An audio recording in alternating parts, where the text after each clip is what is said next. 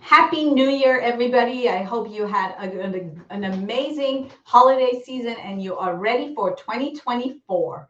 So, I wanted to talk about fixing and flipping. What is the best way to, if you're thinking of selling, what is the best way to uh, set yourself up for success?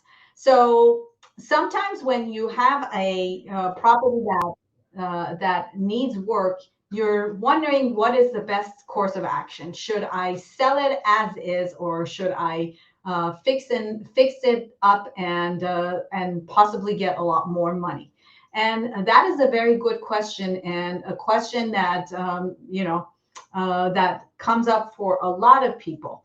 I'm going to give you a presentation of what we've seen and just to give you an idea of how we recommend or how we have actually done it in the past. And I don't know if I could call it basically that we recommend this per se, but but if the property needs work, then let's see what are the options that can be achieved. So we are a boutique office, and we basically have a business model where we do everything. We take care of property management. We take care of cleaning the property. We take care of if the property needs to be fixed up, if it needs to be staged, or if it's best for it to be sold as is.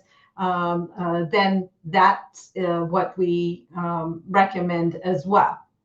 So and just so that you kind of have an idea that we try to take care of our clients the best we can. We actually won the Torch Award for Ethics, BB Better Business Bureau's Torch Award for Ethics in 2019, and so we continue to excel in that. And so if you are thinking about selling, there are several steps that you go through to basically get on the market. You have to prepare the property. You have to get it set up for going on the market. You have to figure out how to market the property and then actually go on the market.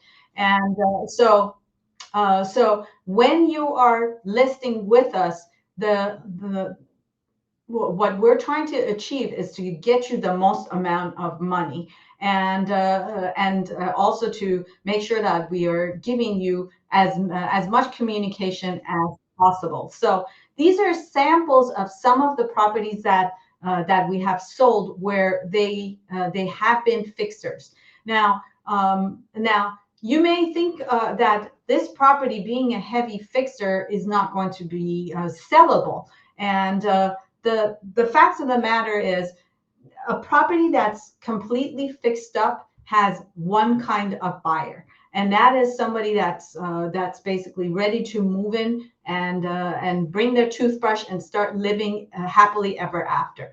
That is not exactly the case when you're dealing with fixer properties. But at the same time, fixer properties have a lot of potential. So you can be buying a fixer property and fix it up yourself and build that sweat equity. So if you don't have as much money, this is a way to save. You can also be investing in this type of property, and there's several kinds of investments that you can make. You can let's say that you feel that the house is at the end of its useful life, then you can tear down the house and build either a bigger house or build apartments. And so that could be basically an investor that's looking to build. You could be an investor that you're going to fix up the property and then rent it. So that's buy and hold kind of an investor. Or you could be an investor that's going to flip the property. So you would be a fix and flip kind of an investor. So right there, when you're talking about a property that needs to be fixed up, you're moving from only one type of buyer, being a move-in ready buyer, into four different kinds of buyers that I just described. And that is a fascinating thing for a property that needs fixing up. So so there's a lot of property. So as you can see, we're talking about Point Loma, we're talking about North Park, we are talking about Normal Heights, we're talking about La Mesa. So when we're talking about all these different areas, then you are talking about having a whole lot of different places that uh, you can um, find fiscal properties uh, to maximize your profits and get into the fix and flip, or get into finding a property that's more affordable for you to live in. So so the question, going back to the question of, should I fix up the property or should I sell it as is? I think the answer to that would be, let's look at how much fixing the property needs. If you have the means to completely rehab the property, then you may be better off to do that, and then putting the property back on the market and sell it for top dollar. But if the property needs so much fixing up, then that may be a time to let somebody else do the work, and you maximize your profit by actually cashing out your equity and moving on to another project or another set of circumstances that might be best for you. And that pretty much sums up what I had for you in mind.